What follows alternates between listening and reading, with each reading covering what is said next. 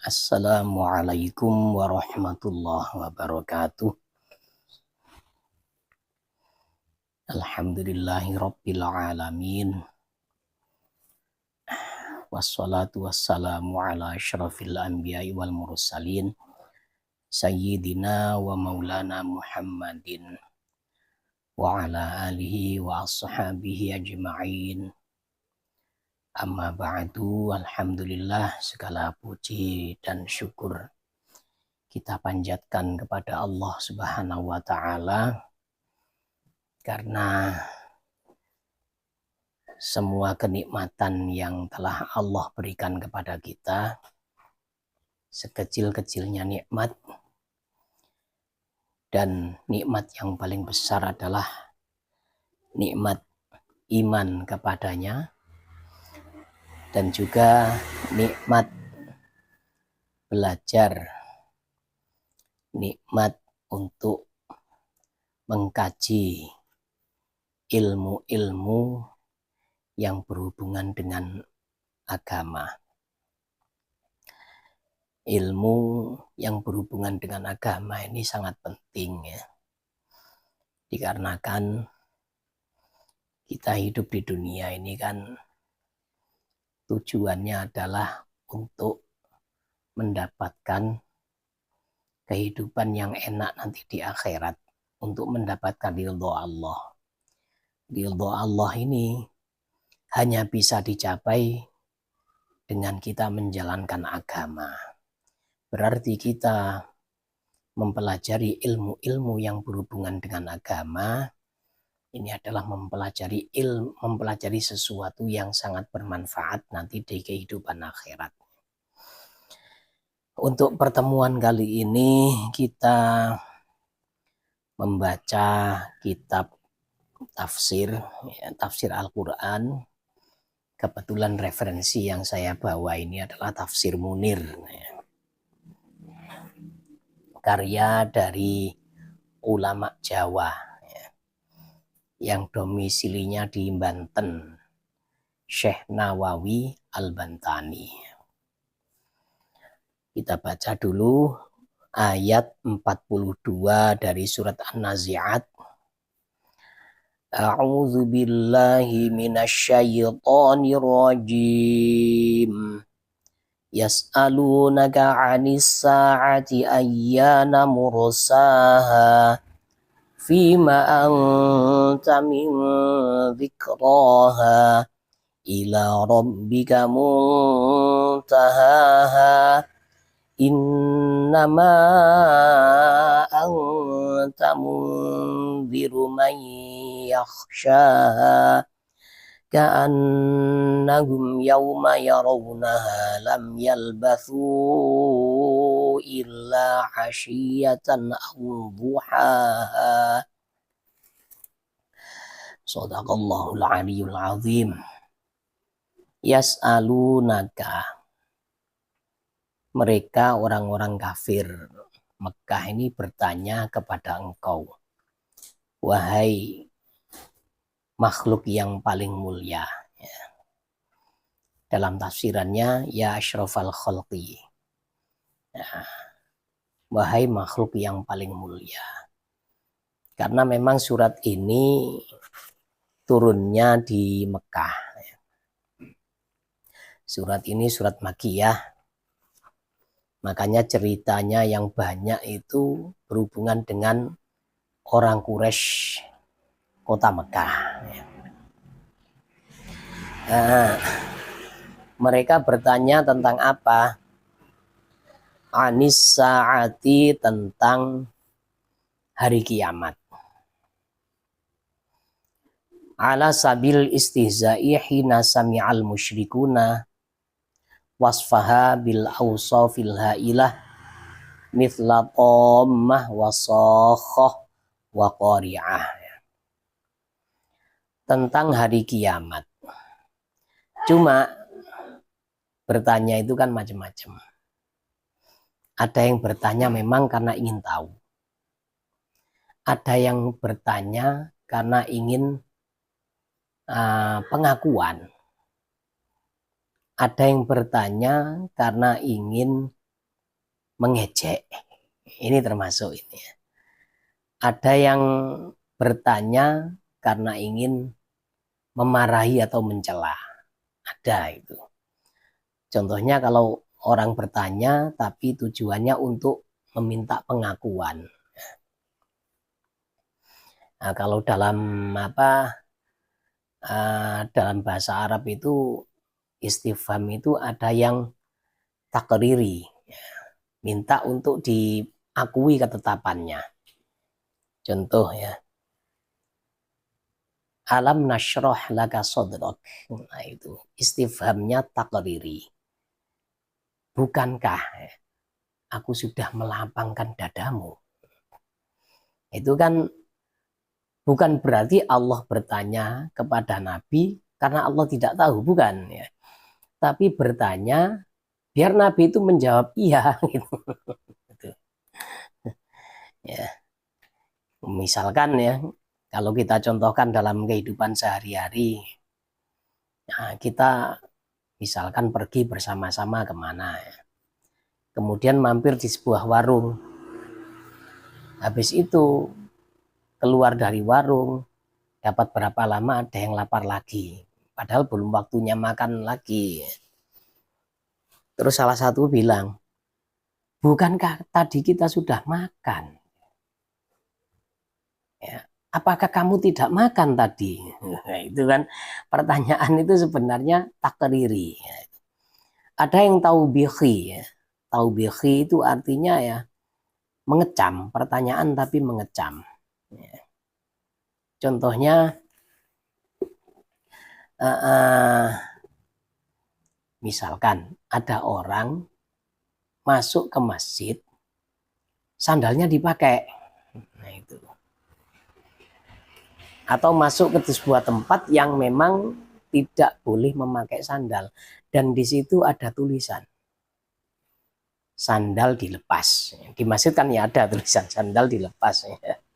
Ya untuk orang yang sangat awam ini mungkin ya. Ya. Kemudian ada orang melanggar, masuk masjid sandalnya atau masuk tempat-tempat yang nggak boleh pakai sandal, dia masuk ke situ. Nah terus yang tahu marah-marah. Bisa baca nggak mas? Nah itu. Bisa baca nggak? Lulus SD nggak sampean? Ini kan pertanyaan modelnya mengecam. Ya.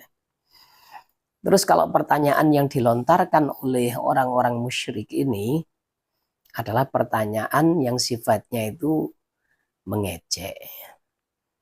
Nah, setelah Nabi ini memberitahu bagaimana sifat-sifatnya hari kiamat, ya, sifatnya dengan perkara yang begitu menakutkan, ya,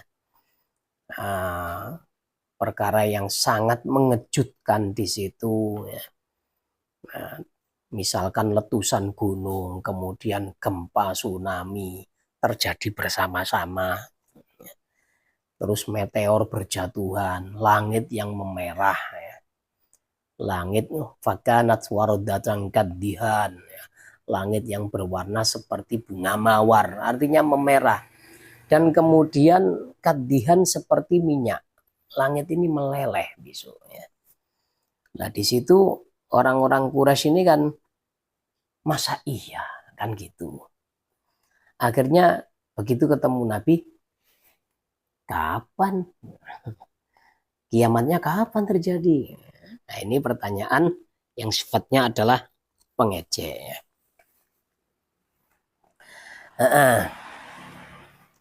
Ayyana mursaha,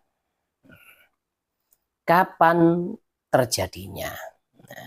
Ay mata iqamatuha, ay fi ayyi waqtin yujiduhallahu ta'ala. Kapan waktu wujudnya? Kapan Allah memunculkan kiamat itu? Nah ini pertanyaan dari orang-orang Quraisy, ya. Fima anta min dzikraha, ya. Fima anta min dzikraha, dalam apa, ya? Ai fi ayyi syai'an anta min dzikraha, dalam apa kau bisa menyebutkan Kapan waktunya terjadi untuk mereka? Maksudnya kata-kata ini adalah kamu yang nggak akan tahu kapan waktunya, nggak akan bisa menyebutkan harinya kapan, pasnya kapan, ya, tahun kapan, bulan apa, jam berapa, kan semuanya ini ghaib. Jadi hari kiamat itu hak prerogatif Allah, ya. Kiamat itu ilmunya hanya dipegang oleh Allah. Ila rabbika muntaha. Hanya kepada Tuhanmu lah kesudahan pengetahuan tentang kiamat tersebut. Ya. Di sini ada kata-kata ila rabbika muntaha. Ini dibalik, ya. Jadi huruf jar dalam istilah dalam nahwu, ya, jar majrur didahulukan itu memang ada faidahnya, ya. Andaikan dibalik muntahaha ila rabbika, ya. Nah, jadi puncak ilmunya, ya, puncak pengetahuan tentang kapan terjadinya kiamat itu dikembalikan kepada Tuhanmu. Andaikan dibalik seperti itu ya bisa-bisa saja. Tapi ketika ila rabbika ditaruh di depan, kemudian muntaha ditaruh di belakang, ya, maka ini memberi faedah hasar. Hasar itu artinya hanya, gitu loh. Hanya kepada Tuhanmu ilmu tentang puncak ilmu tentang kapan terjadinya kiamat ini dikembalikan. Maksudnya yang tahu hanya Allah. Ini seperti dalam surat Al-Fatihah, kan, ya. Dalam surat Al-Fatihah itu ada maf'ul, ya, atau objek ini didahulukan iyyaka na'budu, ya. Maka ini faedahnya juga hasar, ya. Hanya kepada Engkau kami menyembah, ya. Jadi sekarang ini tidak ada yang tahu kapan kiamat, nggak ada yang tahu. Bahkan malaikat pun tidak tahu sekarang. Malaikat itu hanya tahu ketika disuruh. Misalkan malaikat Israel. Malaikat Israel tidak tahu kapan ajal saya. Ini semuanya gaib. Nah, ketika diperintah ajal dari saya misalkan tahun sekian kamu harus cabut. Nah, itu baru tahu, gitu, ya. Jadi intinya makhluk itu tidak akan tahu sesuatu yang gaib, karena sesuatu yang gaib itu adalah Allah yang memegang ilmunya, kecuali kalau diberitahu. Ya, ini kecuali kalau diberitahu. Kalau nggak diberitahu ya nggak tahu. Pernah ada suatu kisah, ya, seorang ulama, ya, seorang ulama Jawa Timur ini bicara pada muridnya. Ketika itu ulama ini bangun jam 12 malam, kemudian sebelum melaksanakan sholat tahajud, ada muridnya yang belum tidur, santrinya. Cung, kamu nanti, ya, jam 1 keluar ke jalan raya, tengok arah utara. Ada apa nanti di sana? Gitu. Habis itu ketika jam 1 santri ini melaksanakan apa yang disuruh oleh kiainya. Langsung ke timur, ya, dari pondok itu ke arah timur, ke arah jalan raya, kemudian melihat ke arah utara. Pas itu ada mobil.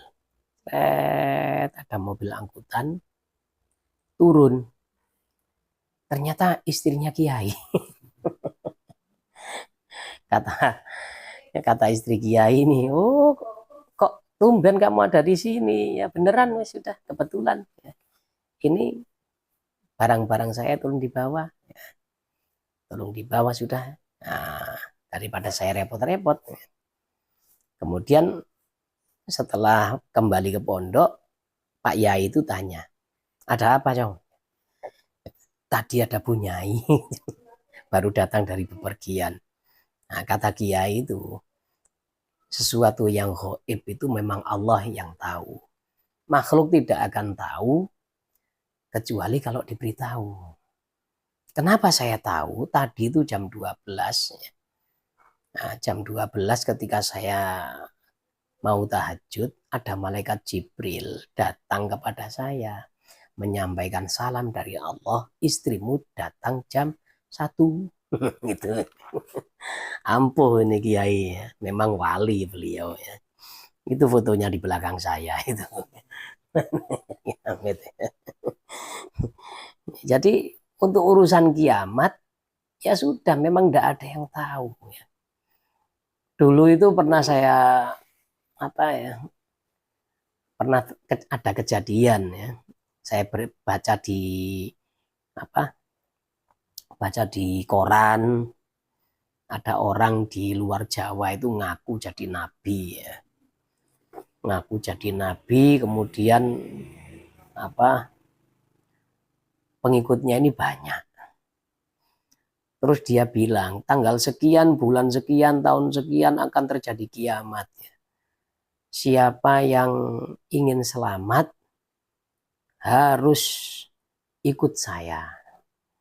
Kemudian nabi palsu ini membawa tambang yang diikatkan pada pohon kelapa. Pengikutnya suruh pegang. Nanti jam sekian akan terjadi. Tali ini akan ditarik oleh malaikat. Terus kita akan terbang ke langit. Selamat. Oh begitu ya. Iya, saya syaratnya bayar 1 juta. Bayar semuanya ya. Karena sudah kadung percaya ya. Entah punya ilmu apa ini nabi palsu ini. Oh apa itu, abab atau bau mulutnya itu kok manjur. Begitu apa ngomong banyak orang percaya ya. Ternyata nggak terjadi. Habis itu ya buyar pengikutnya udah. Ternyata semuanya ini adalah UUD. Ujung-ujungnya duit. Nah,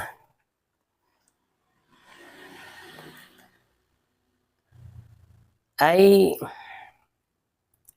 ila rabbika yarji'u muntaha ilmiha lam yu'tihi ahadan min khalqi. Innama anta mundhiru may yakhshaha. Engkau hanya memberi keperingatan kepada orang yang takut terhadap hari kiamat. Ai innama anta mukhawwifun mukhawwif man yakhafu haulaha. Fal inzaru la yatawaqqafu ala ilmil mudhir bi waqti qiyamiha.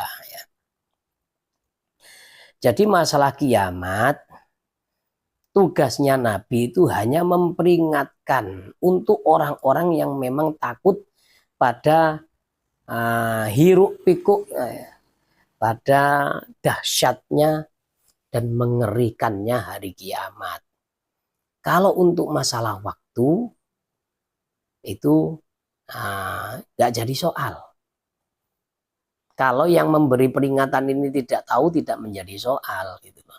Yang penting sifatnya, kejadiannya seperti ini, begitu menakutkan, kapan terjadinya, pokoknya ente semua harus siap-siap. Nah itu ya yang dimaksud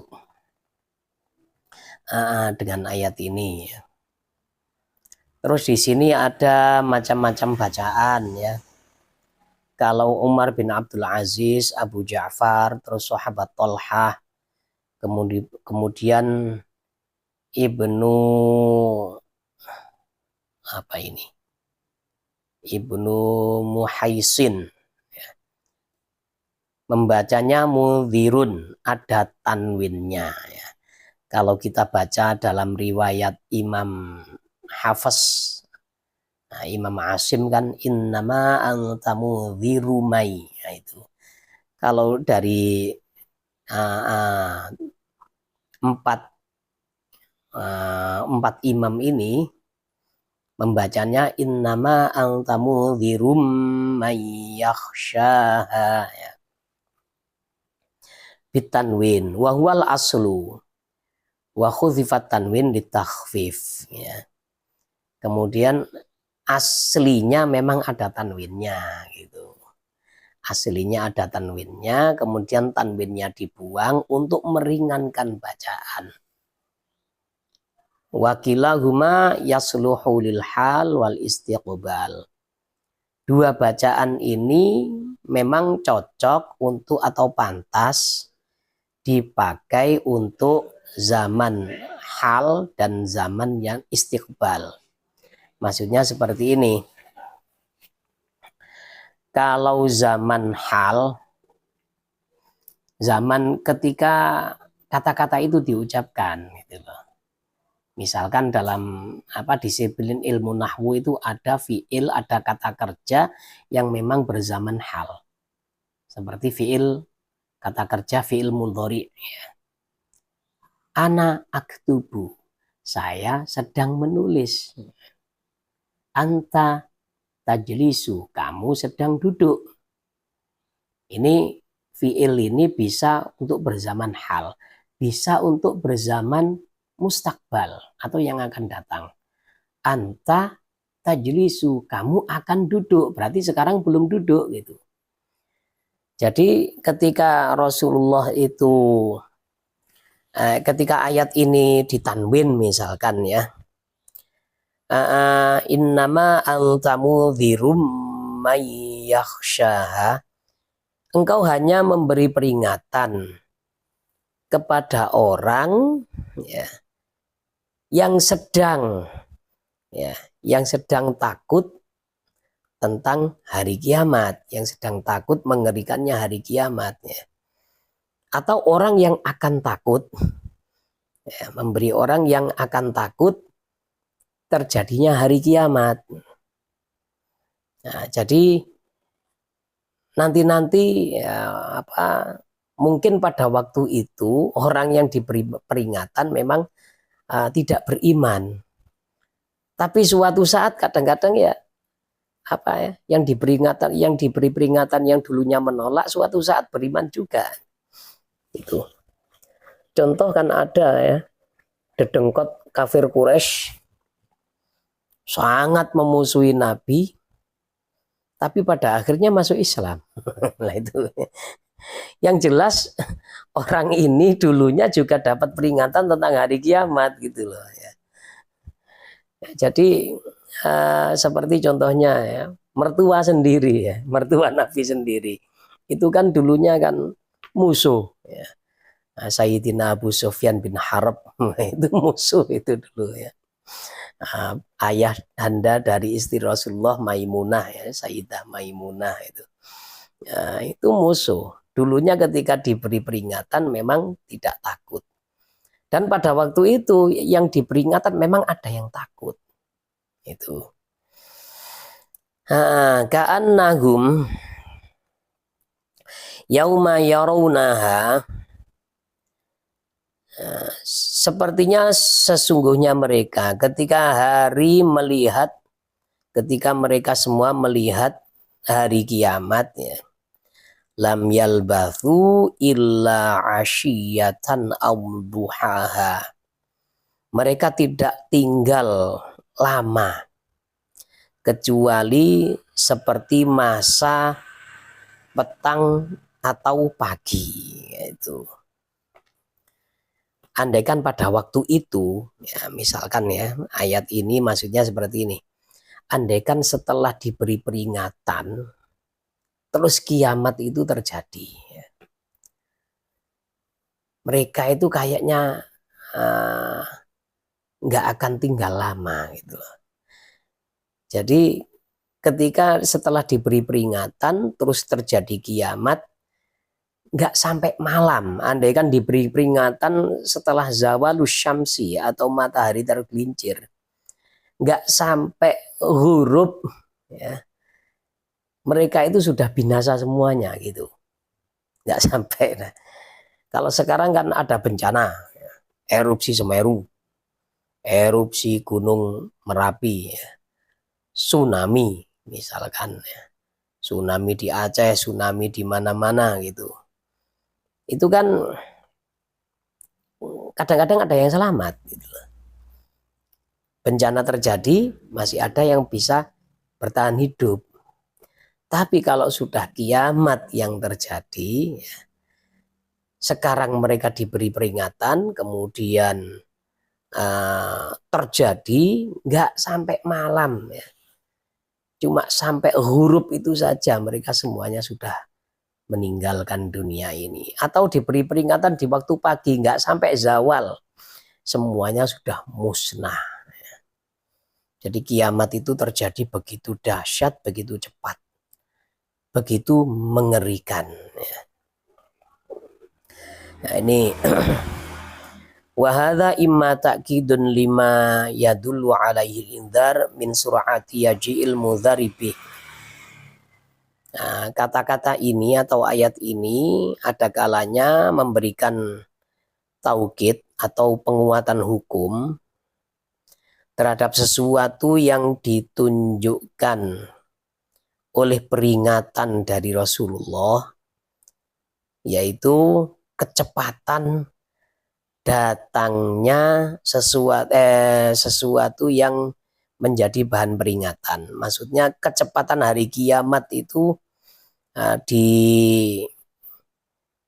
hukumnya ini dipertegas, diperkuat dengan ayat terakhir ini, ka'annahum yauma yarawnaha lam yalbathu illa 'ashiyatan aw duha. Ayat ini memberikan takkid atau penguatan hukum lah bahwa kiamat itu terjadinya singkat. Singkat dan sudah meluluh lantakkan alam semesta. Lah itu. Ai ka'anna kuffara Quraisy yauma yu'ayinu nas-sa'ah lam yalbathu ba'dal inzari biha illa 'ashiyata yaumin wahidin aw duhahu. Nah, itu.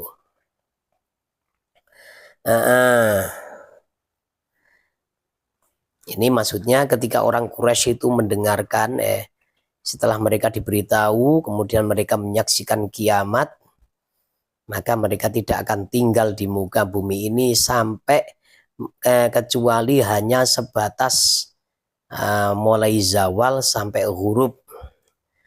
Jadi waktu sore saja atau cuma waktu pagi saja ya itu.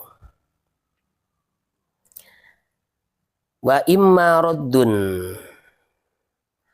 lima admajuhu fi su'alihim fa innahum kanu yas'aluna 'anis sa'ati bi tariqil istibta'i musta'jilina biha wa yaquluna mata hadzal wa'du.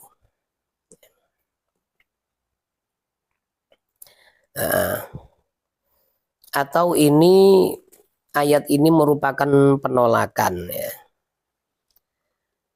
dari pertanyaan ejekan mereka ya. Mereka ini semuanya kan pada bertanya tentang saat, tentang hari kiamat. Pertanyaannya itu mengandung ejekan yang intinya seperti ini. Kenapa kok lambat sekali itu kiamat? Mana buktinya gitu ya. Lambat sekali ya. Nah, terus mereka ini musta'jilina, mereka terburu-buru ya.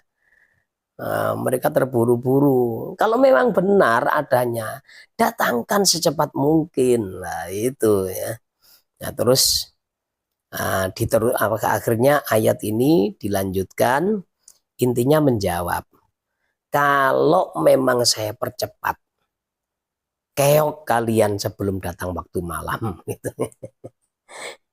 Jadi ketika diberi peringatannya ini kiamat misalkan terjadi setelah zuhur, dijawab oleh Allah ya. Kalau benar-benar terjadi dan kiamat itu datang setelah zawal, belum sampai maghrib kalian sudah keok semuanya, sudah tumpes semuanya ya, kena dahsyatnya hari kiamat. Fal ma'na ka'annahum yauma yarawna qiyamas sa'ah lam yalbathu ba'dal wa'idi biha illa ashiyatan hiya minaz zawali il ghurub awul duha yaumiha wa'tibaru kaunil lubthi ba'dal inzari au ba'dal wa'idi tahqiqan lil inzari waraddan listibtaihim. Jadi adanya ayat ka'annahum yauma yarawnaha itu adalah tahqiqan lil inzari. Jadi tahqiqan itu menyatakan bahwa peringatan Rasulullah itu benar-benar nyata. Dan juga menjawab kenapa lambat. Menjawab pertanyaan orang-orang Quraisy kenapa lambat. Kenapa kiamat itu kok sampai sekarang nggak turun-turun kalau benar-benar nyata itu. Nah, kita wajib iman ya kepada hari kiamat ya. Soalnya itu merupakan rukun iman ya. Kalau ada orang nggak percaya dengan adanya hari kiamat, bukan muslim gitu aja sudah. Bukan mukmin, bukan orang yang beriman. Karena salah satu rukun dari iman adalah percaya pada hari akhir. Hari akhir atau hari kiamat. Memang ada orang yang nggak percaya dengan hari kiamat, itu memang ada. Termasuk hari kiamat itu kan kebangkitan. Kebangkitan dari alam kubur itu termasuknya ya. Rentetan kiamat. Kehancuran dunia dulu, kehancuran alam semesta, kemudian kebangkitan ya. Itu termasuk urutan-urutan setelah hari kiamat. Memang ada yang nggak percaya. Salah satu guru kami itu pernah cerita ya. Orang sini katanya. Kata guru kami, tetangga pondok. Orang perempuan bilang ya. Le, ojo percaya kon yang omongannya kiai-kiai. Katanya, jangan percaya sama omongannya kiai-kiai. Katanya kiamat sudah dekat. Nyatanya sampai sekarang, mana masih ayem adem tentrem. Nggak ada apa-apa gitu. Ya memang kiamat itu terjadi. Sebelum terjadi itu syarat-syaratnya harus muncul dulu. Syarat-syaratnya muncul, tanda-tandanya muncul. Ya, ka'antalidal amatu rabbataha. Ya. Seorang perempuan, seorang budak perempuan akan melahirkan juragannya. Itu salah satu hari kiamat, tanda-tandanya. Ya. Maksudnya seperti apa? Ya dulu itu memang banyak budak umul walad. Budak itu ya, sudah pernah kita terangkan kayaknya ya. Jadi manusia yang diperlakukan seperti hewan. Dia ini menjadi korban peperangan, ya.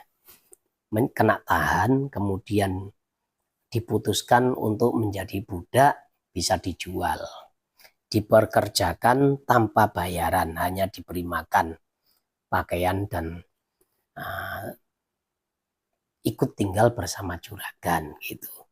Kalau perempuan ya bisa disetubuhi sama juragannya ya, tanpa perlu akad nikah gitu. Nah, jadi untuk orang-orang yang takut poligami, kalau dahulu itu ya itu beli amat sebanyak-banyaknya. Nggak masalah ya. Ada orang punya amat atau punya budak perempuan sampai lebih dari 4 nggak masalah. Karena kan nggak menikah. Kalau menikah hanya 4 gitu. Syariatnya Nabi kita hanya 4. Kalau syariatnya Nabi Sulaiman lain lagi. Nabi Sulaiman itu punya 1000 istri. Nabi Dawud 100 istri. Kalau kita nggak sanggup ya. satu istri aja sudah nggak kuat ya, apalagi 1000 ya. Nah itu kemudian budak ini biasanya orang itu enggan punya budak, itu enggan. Budak yang disetubui sampai hamil sampai lahir anak dari juragannya ini biasanya juragan-juragan itu nggak mau. Nah, kan kastanya ini nanti lahir dari seorang budak kan gak enak gitu. Tapi salah satu dari putra Rasulullah itu kan lahir dari budak perempuan. Rasulullah kan diharamkan untuk menikah lagi. Setelah turun ayat la yahillu lakan nisa'u min ba'du wala antabaddala bihin. Itu di surat Al-Ahzab. Jadi perempuan-perempuan yang hidup pada waktu itu ketika sudah ada di Madinah, istri-istri Nabi yang pada waktu itu sudah domisili di Madinah bersama Nabi, itulah istri dunia akhirat. Tidak boleh nambah lagi dan tidak boleh diganti. Itu. Kecuali kalau Nabi punya budak perempuan. Dan memang punya Nabi itu budak perempuan. Ya. Pemberian dari gubernur Iskandariyah. Gubernur Mesir. Iskandariyah namanya Muqaykis. Nah, namanya Sayyidah Mariyatul Qibtiyah. Dari situlah ya lahir dari Mariyatul Qibtiyah ini lahir seorang putra bernama Sayyid Ibrahim. Nah itu. Apakah memang ini tanda kiamat atau memang yang dimaksud dengan sabda Nabi itu bukan kalam hakikinya? Kalau memang kalam hakikinya mulai zaman Nabi banyak memang budak-budak melahirkan juragan. Tapi kalau yang dimaksud adalah kiasan atau majazi, ya wallahu alam juga ya. Jadi seorang budak melahirkan juragannya. Ini mungkin sebuah kata kiasan. Nah, seorang anak itu berani menyuruh-nyuruh ibunya gitu loh. Kan seharusnya anak yang disuruh ibu. Tapi sekarang ibu yang disuruh-suruh oleh anak, diperintah-perintah seperti budak. Contohnya ya. Sekarang banyak perempuan-perempuan itu ketika melahirkan karena sibuk dengan karir, nggak sempat untuk ngurus anak. Anak dipasrahkan mbahnya atau ibu dari ibunya lah ini ya. Jadi ibunya Masya Allah ya, dulu sudah capek ngurus dia, sekarang ngurus anaknya ya. Apa kayak gini? Atau apa ini kiasan dari banyaknya kedurhakaan anak kepada ibu, wallahu alam. Kemudian setelah itu kan ada tanda-tanda lagi ya, wa antara khufatan urotan ya. Kamu akan melihat orang-orang yang nggak pakai sandal yang telanjang. Ri'a asyati, kama qala Rasulullah, mereka ini mengembala kambing, yatarafa'una fil bunyan, berlomba-lomba membuat gedung pencakar langit. Ada orang yang nggak pakai sandal, nggak pakai baju, telanjang dada, mengembala kambing. Ini kan kiasan dari orang miskin, orang yang nggak punya apa-apa. Tiba-tiba kaya mendadak, kemudian membangun gedung-gedung bertingkat. Nah itu ya, kaya mendadak tiba-tiba. Kalau tafsiran ulama dulu, nah, itu seperti ini ya. Jadi wusidal amru ila ghairi ahli gitu. sesuatu perkara itu diberikan kepada orang yang bukan ahlinya. Gitu. Ada yang mentafsiri hadis Rasulullah seperti itu. Tapi kelihatannya yang cocok itu ya, ketemunya sekarang. Ya. Orang yang nggak punya apa-apa tiba-tiba kaya, lalu berlomba-lomba membangun gedung bertingkat. Di mana itu?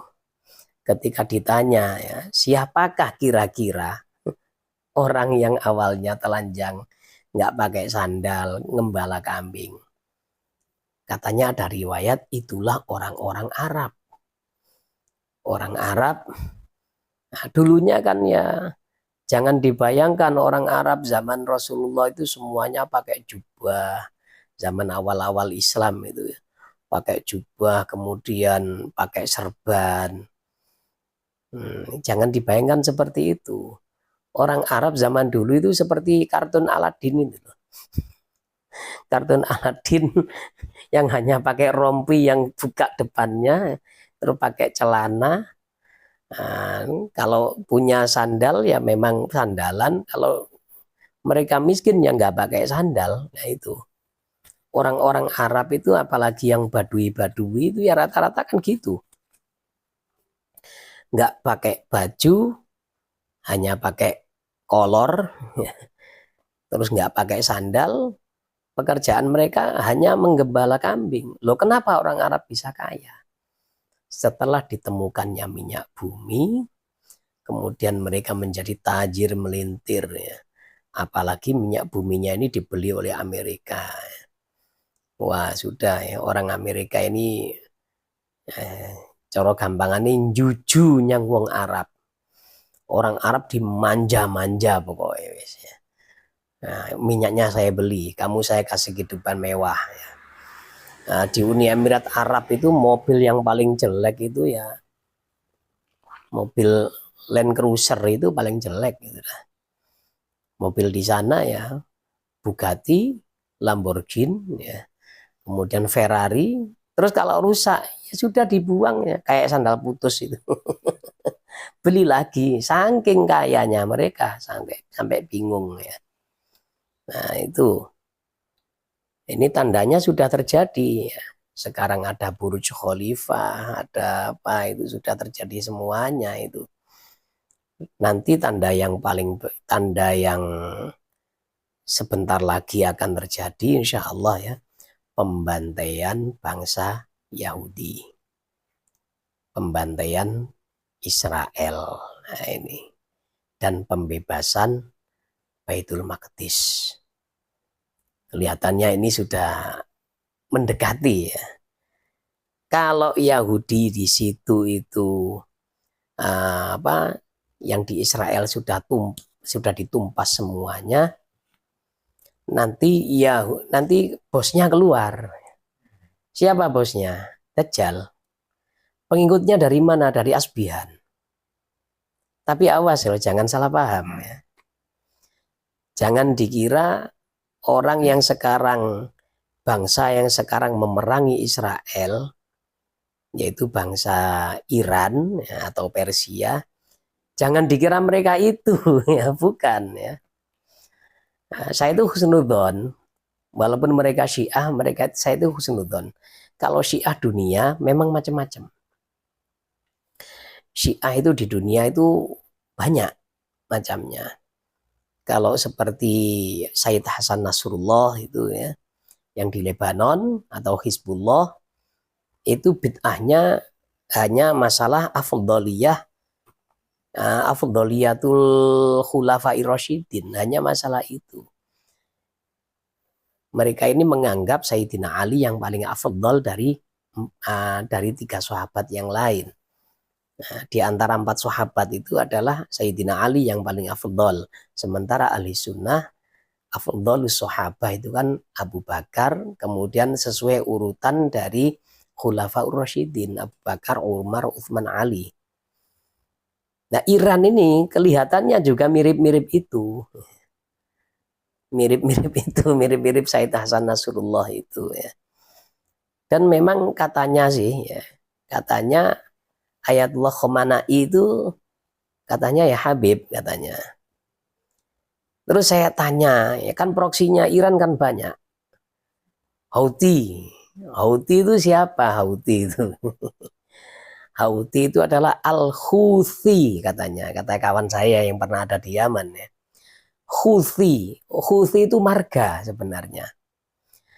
Marga dari habaib. Seperti Al-Idrus, Al-Hadrami, kemudian Al-Jufri. Houthi itu juga marga Habib. Gitu. Jadi yang nyerang Israel sekarang itu para habaib. Habib dari Iran, ya, Ayatullah Khomeini ya, atau Khomeini itu. Kemudian Al-Houthi, ya, Habib dari Yaman. Kemudian Habib dari Said Hasan Nasrullah dari Lebanon. Nah ini. Nanti yang terakhir Imam Mahdi.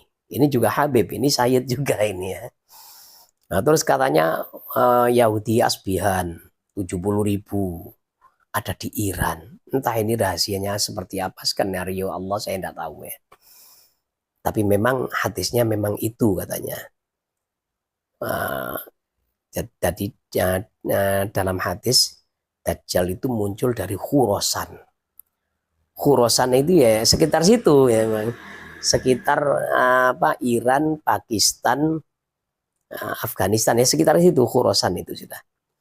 Pengikutnya 70.000 Yahudi Asbihan. Asbihan ini daerah dalam Iran ya. Tapi dengan hadis ini jangan sampai mentang-mentang ya, jangan sampai menjelek-jelekan bangsa Iran yang sekarang menyerang Israel. Kalau begitu nanti pengikutnya juga dari Mekah Madinah ya banyak soalnya. Kita lihat hadis yang lain juga ya. Hadis ketika Dajjal itu di antara Mekah dan Madinah kemudian menghentakkan kaki, munafik-munafik yang ada di dalam Mekah Madinah itu kan semuanya muncul, keluar semuanya menyambut kedatangan Dajjal. Lah terus Dajjal itu kan nanti ada di tengah di gunung ya, di bukit di antara Mekah Madinah. Bukit itu namanya Bukit Garam. Di situ Dajjal itu akan menunjuk istana putih yang ada di Madinah, itu Istana Ahmad. Istana Ahmad itu di situ. Lah ini kan aneh ya. Maksudnya tempat itu sekarang Bukit Garam ini dibangun memang. Jadi kayak dipersiapkan sama Saudi. Jadi Saudi jangan sok suci. Saudi juga pengikut Dajjal itu kayaknya. Kenapa ya tempat? Apakah enggak tahu memang MBS ini apa enggak tahu ya? Kalau Bukit Garam itu nanti akan ditempati Dajjal. Sekarang dibangun di situ ya. Dibangun ada perumahan mewah di situ. Ya memang dipersiapkan untuk Dajjal mungkin. Sambil nunjuk ke arah Madinah itu Istana Ahmad. Masjid Nabawi yang dimaksud ya. Nah ini kan ya Saudi ya jangan Wahabi itu ya jangan mentang-mentang ya, jangan jelek-jelekkan warga Iran ya. Nah sekarang yang dukung Israel siapa? Yang dukung Israel kan ya Arab Saudi juga sekarang. Oh, yang sudah bangsa yang sedemikian jahat kayak gitu kok. Ya, yang jahatnya bukan main ya.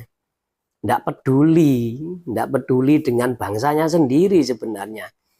Zionis itu nggak peduli dengan keselamatan tentaranya. Yang penting dia karir politiknya cemerlang, posisinya aman di kepemimpinan, itu yang dipikir ya. Jadi nggak mikir entah itu IDF itu sampai terkencing-kencing di popoknya, apakah sampai gosong kena Fatah 1, kena Khoramshar, nggak mikir sudah. Apalagi terhadap penduduk Gaza, anak kecil ditembak. Bahkan ya Allah, yang paling mengerikan itu perempuan-perempuan diperkosa.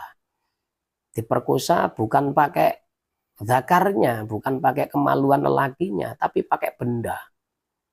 ditusukkan ke farjinya gitu, atau pakai anjing suruh merkosa, ya entah bagaimana caranya.